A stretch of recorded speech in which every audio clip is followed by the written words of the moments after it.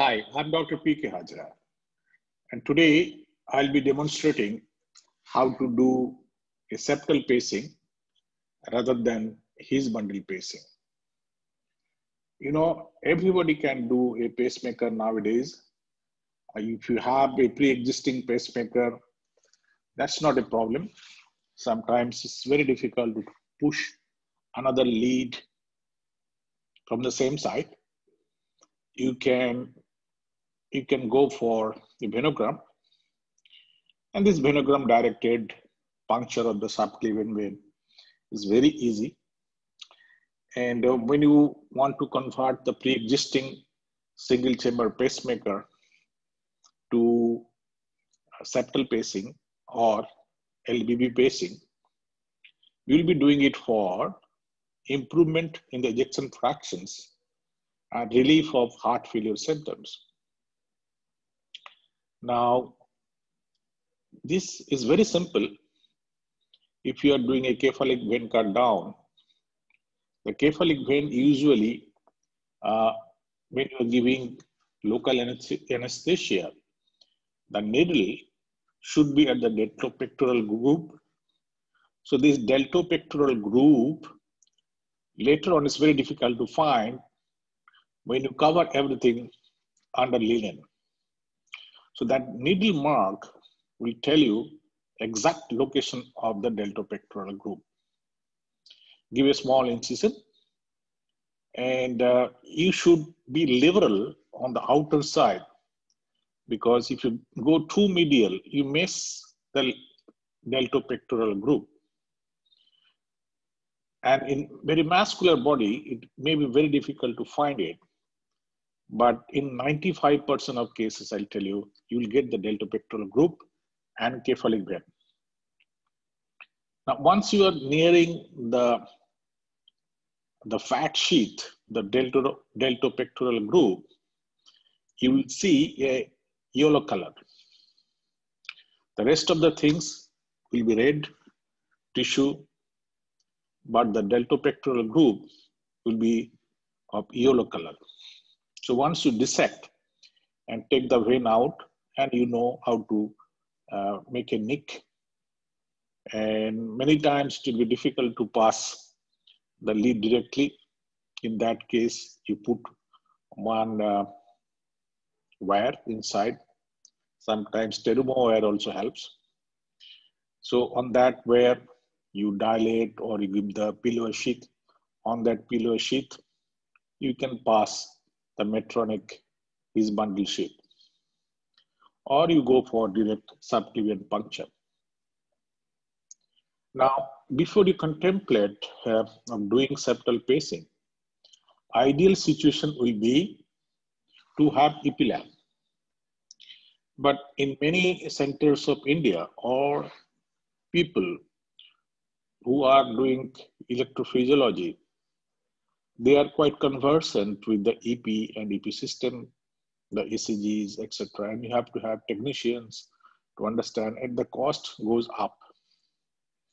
But it is mandatory for pure his bundle pacing.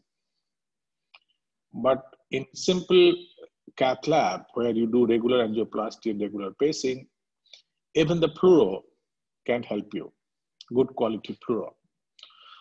So on this, most of the time, you have to check the different parameters. So you put one kind of metal or anything, a forceps inside the wound, so that either left side or right side, and you can connect these to the cable. So other one will be at the head of your his bundle lead. And this can be connected to the EP-lab. But most of the time in our setting, we take the help of Medtronic analyzer, and we do under 50 millimeter per second speed, double speed. Filter is increased, and we take the atrial EGM, because that is the most sensitive part of the Medtronic analyzer. So this PSA can be connected, and number one, and number two, put a V1 lead in the patient or you can connect all limb leads in your regular ECG machine or TMT screen, and you can go ahead with the septal pacing. This is very important, this initial setup. There should not be too much of noise. And this noise, can also be curtailed to some extent by earthing, good earthing.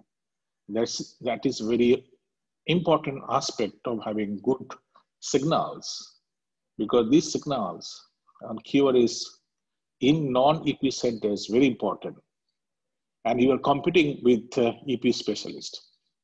So once you have that, then your sheath, and this is the sheath, very nice sheath, but this is non-deflectable. So 315 non-deflectable sheath is smaller in caliber, and there is a valve. So sometimes this valve can create problem. So you dilate this valve with your dilator, but most of the time it is not required, flush it. Then if you have this pillow sheath, take one 3-5 wire, and this metal wire not only protect the sheath from kinking, it will also help to enter directly into the RV on RA projections. So rinse it, and then unlike CRT, you don't have to have a continuous flush. And you can go ahead directly with the sheath. If you have a difficult or large RA or very abnormal shape of the heart, sometimes people take deflectable sheath, which is not available in India, or a large sheath like Agilis sheath or other Willis sheath can be cut short. And to that sheath, you can put your 315 sheath inside, then take that out and go ahead with your implantation. Once you have the sheath inside the heart, if there is a resistance inside the sheath, you will kink it because this is very soft, and the lead inside is also very delicate, and that will get caught. So lead movement inside the cath on the fluoroscopy should be smooth. Inside the sheath should be smooth. If it is facing any resistance because of the thrombus or slight kinking, the sheath will move forward along with the lead when you are actually screwing it. So sheath hygiene is very important. And once you do that, you introduce your lead, a very different kind of lead, unlike other pacing system. This lead, there is screw already out. So through that valve, you little push and it goes inside the 315 sheath. And once it goes inside the sheath through the peel away, and if you have an assistant, he or she can hold that hub of the sheath in one position, because the holding the sheath in one particular position is very important. Sometimes it helps, but if you do not have an assistant, like me, I do not trust my assistant because of sterility. And so what I do, I take one small forceps and that will bite the white part of the sheath and just put it down on your this part is grabbed with a soft arterial forceps, and this part is kept here so that this arterial forceps will maintain the position of the sheath constantly. And for torquing, for giving forward torque, in one hand you have to hold it, and in other hand you have to give a torque. I'll tell you later how to give a torque. Sometimes you have to use both the hands to give a torque, and people use a dry glove Even the weight glove can be dried. And once you have that, it becomes much easy. Then, once you are abutting on the right side of the septum, look, this is not his bundle. We are not doing anything above the AV node or in the right atrium. So actually, you are starting the whole process from the RV. And in the RV, there is a septum, and there is the right side of the septum, and the left side of the septum, and the thickness of the septum. So you are starting from the right, your trajectory will be towards the left, and the left septum, left side of the septum is actually left ventricular subendocardium. And if you have a measurement of the septum in your echo, in most of the cases, this is 1.2. So safely 1.2 centimeter, 1.4 centimeter, you can traverse without any fear. Now, just averting the electrode, and you, as I told you, this one polarity is fixed here, and one cable is attached to the top of the lead. So unipolar connections, and once you have these connections, you can look at the AGM, and you can check the threshold, etc., impedance, etc., RF sensitivity. The beauty of this septal pacing is that RF is usually like any other ventricular pacing, conventional pacing. The threshold, you get a beautiful threshold like conventional pacing. And this threshold should not accept, like any other conventional pacemaker. And the threshold usually do not change like his bundle.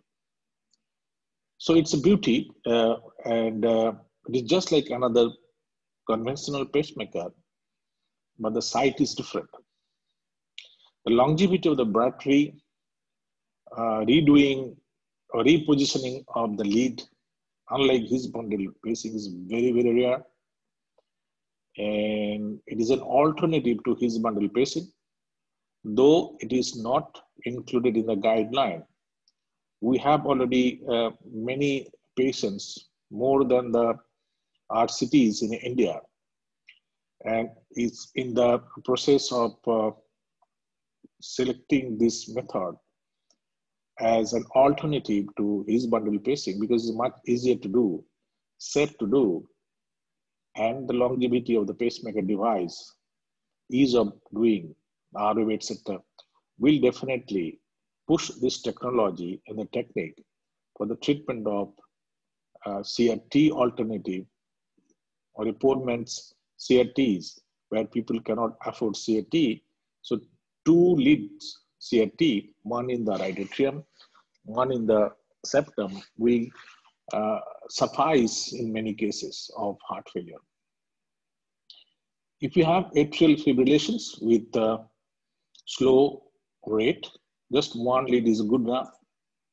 And if you have LBB-like thing and your rate is not on the higher side, you can give them small dose of amiodarone, a beta blocker, and 1 lead single chamber pacemaker can be an alternative to CRTs.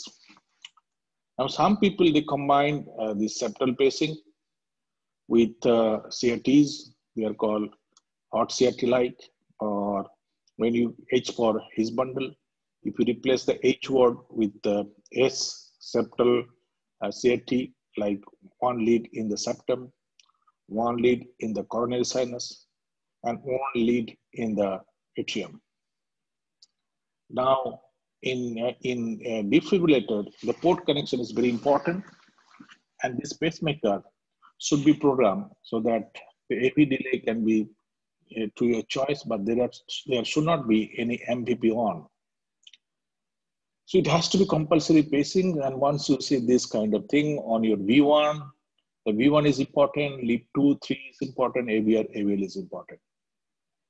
Most of the time, we take this V1, that is a conventional way of judging whether you have penetrated the septum.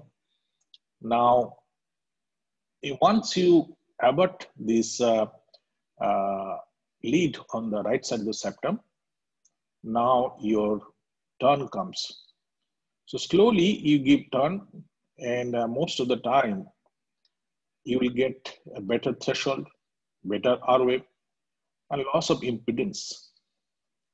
Now, while doing so, sometimes your turn will be given back by the force of the electrodes. So you can see that the turn is actually giving away, and the whole lead is actually taking loops outside, taking like kind of becoming a cord like a rope like outside your sheath. That means your lead is not going forward. Whatever force you are generating, the tip is not moving and is giving back. So it is one way good sign that you have reached a certain structure and it is stable structure. But in one way, it is also bad because you have faced a high resistance zone mechanically or a fibrous zone. If you get all the parameters, you can take this in the first attempt. If you are not getting the parameters, you just unscrew it, go in anti-clockwise directions. But here you will get one problem, that while you are taking the lead out, it will take some myocardial biopsy. That means some tissue will be at the tip of the helix and the screw, and it has to be cleaned before you reattempt. And most of the time it is forgiving, but many times this large mass of myocardium will hamper the successful second or third attempt. Now, once you're done with that, then the part of slitting comes like any other thing. And you know, this lead, once you are taking everything out, this lead cannot be moved forward by another stylet because there is no stylet in the lead. So whatever loop you want to maintain and see, give a little bit of extra loop.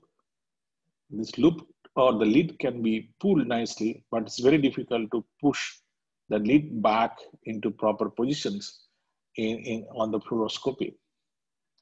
So, and if you give too much of loop, there is chance of dislodgement in the His, but not much in the septal pacing because your anchor is much stronger than His bundle. So extra loop is welcome, but you cannot push the lead once you have taken everything out, your sheath out, your PLI has been cut, removed, and you have tore the PLI. So in one board, there should be enough loop inside the heart.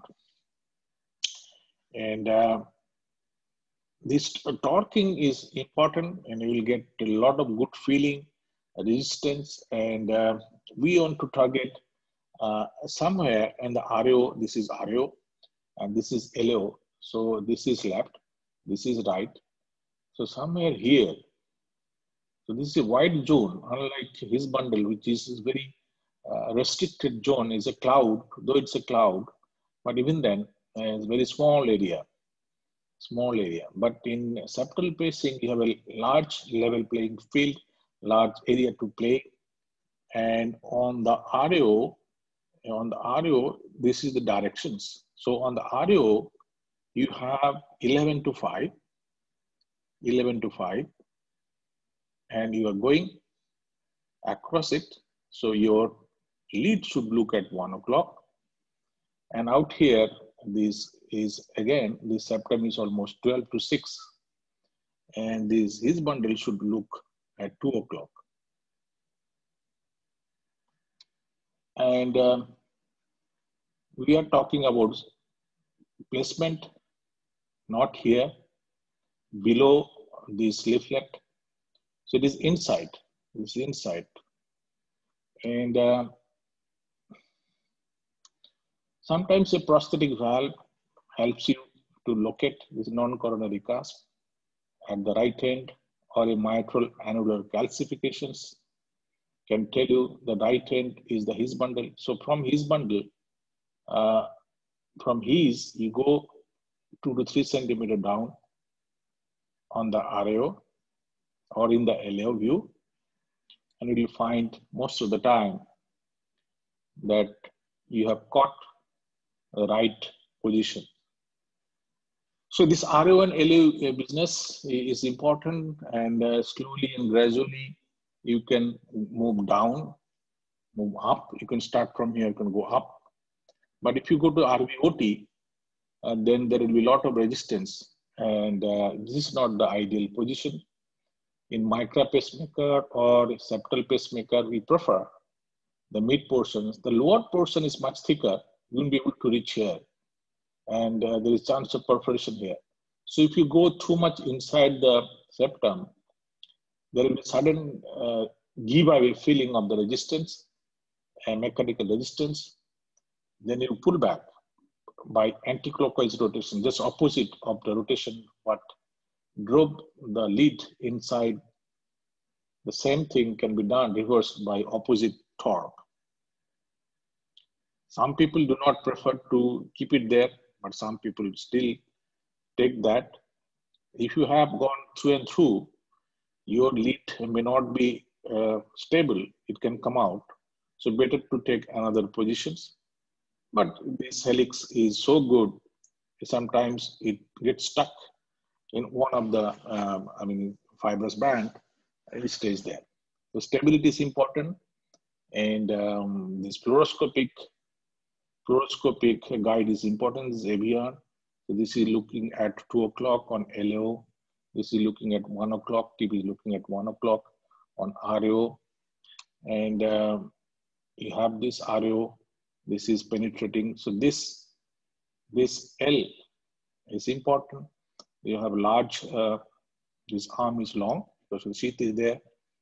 And you have kept one wire there. You can use the atrial lead for the time being as a support temporary pacing, because once you screw the septum, sometimes in LVB, you can go into asystole.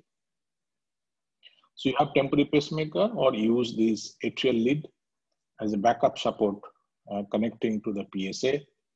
So atrial lead, this prosthesis. So way below, the lead is actually going. You can check the position of the sheath, giving small injections when you are initially just entering into the RV. And the septogram, we do it once we have penetrated. The septogram, like you take a small 5 cc lower lock and you inject through the sheath. And even in renal failure, this can be done because there is small injections.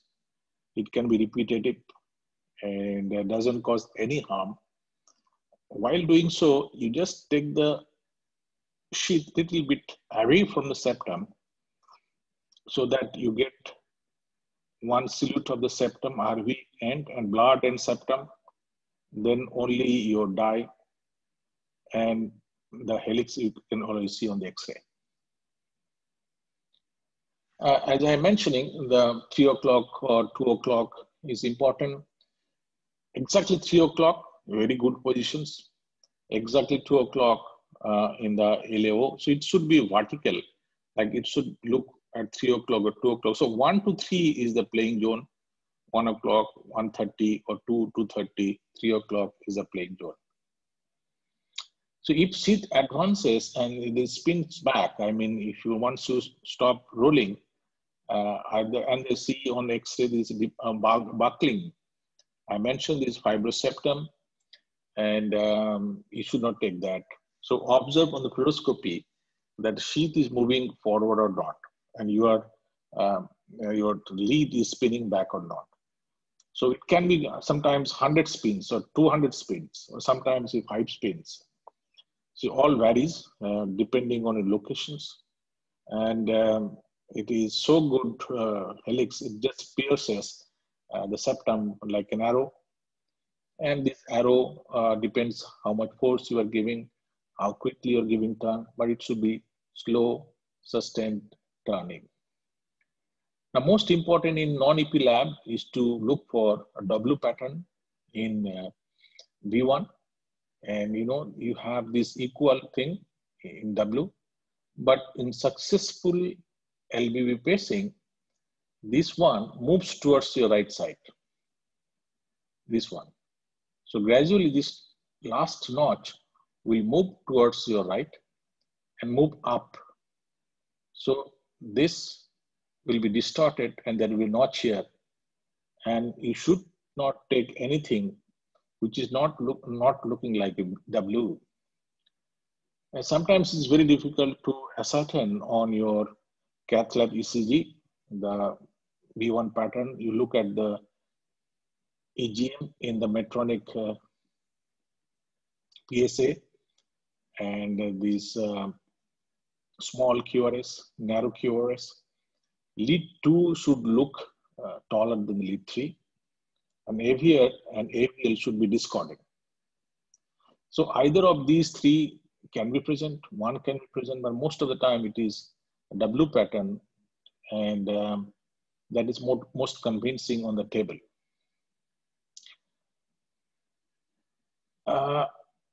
As you go deeper, as I mentioned, it will move towards the right side. So you're approaching the septum, and that will be sudden giving away feeling that you have crossed the most resistant part. The screw is 1.8 millimeters. So that means the 1.8 millimeter septum, if your screw is through and through from right to left, so you'll be seeing the LBB potential on EP, but you do not have that luxury in many times. So go by these other parameters, do the septogram, and look at for this, we call it VPC morphology. Like if you have screw bits in the LV side, it will be RBB like. So while we're traversing, there will be some ectopic will be looking like RBB. And ring electrode, I'll show you how the ring electrode looks like. Ring electrode pacing means depth of 9 millimeter through and through, withdraw, so 1.8 millimeter screw, and then comes a separating zone. Then is a big zone, thicker zone, 9 millimeter. So 9 plus 1.8, that means almost 10.8, 11 millimeter, 1.1 centimeter you are in.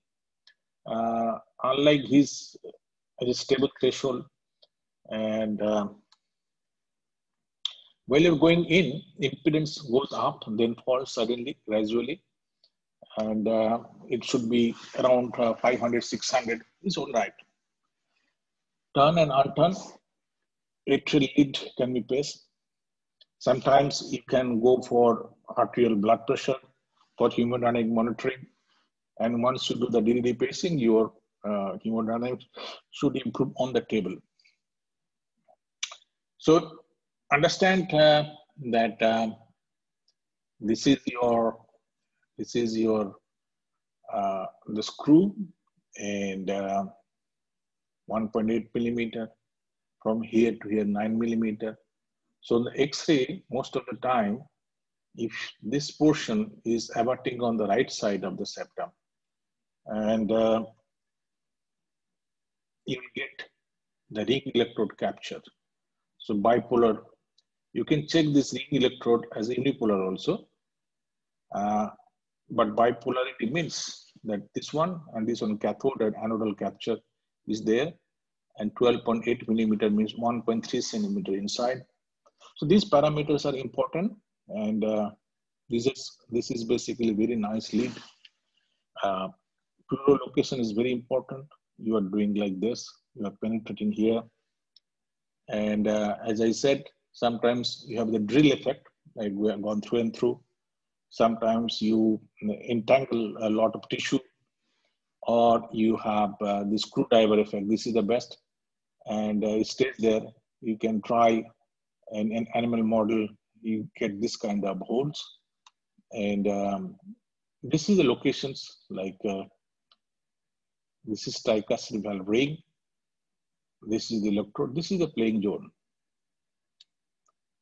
And if you're here, you lose capture, impedance goes up. Ideally should be here or here up to here. So this is quite thick one. And in hypertrophic cardiomyopathy, it may be difficult to come here, but most of the time it'll be in the middle. And in hypertrophic cardiomyopathy, when they go into heart failure, usually thins out. So we are talking about this W pattern, this notch, notch, notch, and gradually it is moving up and going towards the right side. We're talking about the screw bits, like when you're approaching the left side, you'll get RBB pattern and sometimes this kind of tissue. So what you do, you take a 20 cc syringe filled with saline, then use small insulin needle, and if once you start injecting, you'll get a jet, and this jet will remove this mass, and a small needle movement, needle scrapping of this mass will help you, and it is very important. Hours, as I mentioned, is 1 o'clock, 2 o'clock, 3 o'clock, and there will be some hinge point when you are removing the sheath. The hinge point tells you that that your lead is quite secure.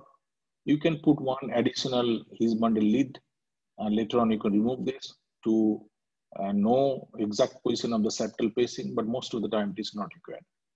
You can damage the lead, so ask the company people to bring 2 sheets, 2 leads.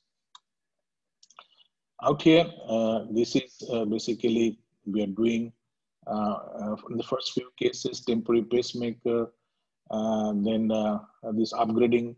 Then we are locating on AP, and this is ICD, and this is 2 pacemakers, very unique one, pre-existing ICD. Now she did not respond to the CRT, yes, CRT failure. And once you have this kind of locations in LA view, slowly you observe the screw actually moving, and you advance the sheath. Once your sheath is advanced, slowly the sheath will small turn is given, sheath will come back here, and it will kink. So this L is important, and most of the time you get resistance here if you give too much of slack. So if you have this, then there will be a lot of resistance. Your lead may spin back, and the sheath will move even after a successful ROA or threshold. So once you are satisfied with that, LO, RO, this is actually LO view. Again, it is looking at 2 o'clock or 3 o'clock. And you confirm the parameters after you remove the sheath. Make yourself happy. Stay there for a while before you take everything out, because you cannot reuse the sheath. So everything should be perfect. And once you do that, and then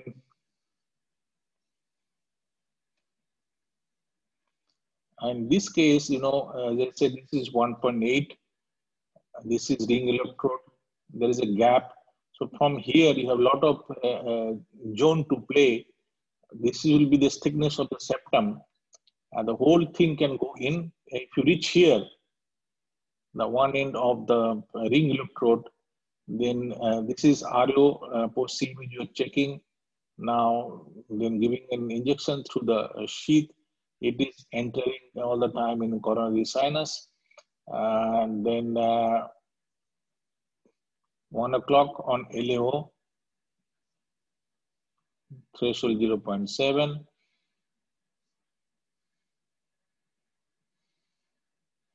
You check it again. So once your sheath is screwed nicely, you can move the sheath back a little bit. If you're not happy, you want to take it out and go into other positions. Slowly on fluoroscopy. Then you connect. This is RV angio, and RV angio, if you have a confusions whether in post CVD the heart is distorted and RV is very small, LV is big, and then you go for this kind of. So this is a very beautiful position. So have penetrated almost more than 1.9 millimeter, and this is ring electrode. Still lot of place to cover, lot of distance to cover. This septogram, so sometimes in dilated cardiomyopathy, ischemic cardiomyopathy, the septum may be thin because of anteroseptal MI. The best result is seen in non-ischemic cardiomyopathy in septal pacing.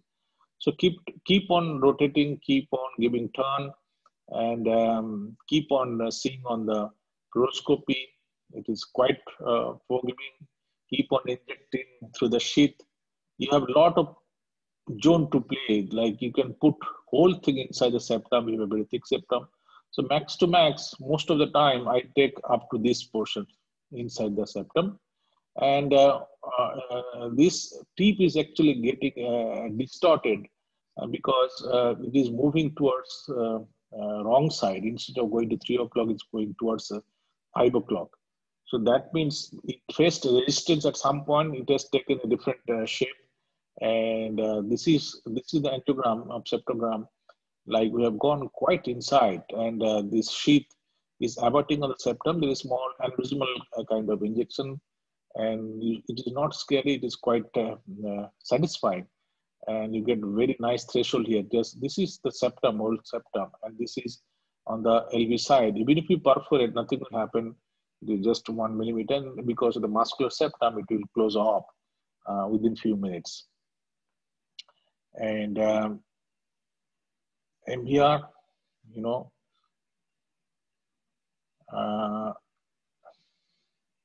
right side, you have to give a 90-degree angle to the sheath here at subclavian and superior vena cava junction. And rest of the thing is just similar, nothing new. And injections, again, RO and LO. We are far below the tricuspid valve. So it is a business of RV pacing in the septum. His bundle will be here.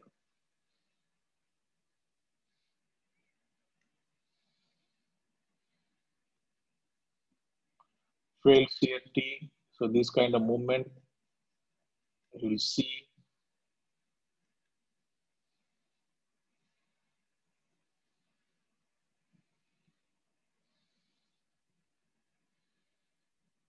Coronary sinus. Then other parameters you check on the EP. Today's session will not be on that. And most of the time, it will be very easy. These signs are important. The location is important. But I tell you, even a beginner can do this.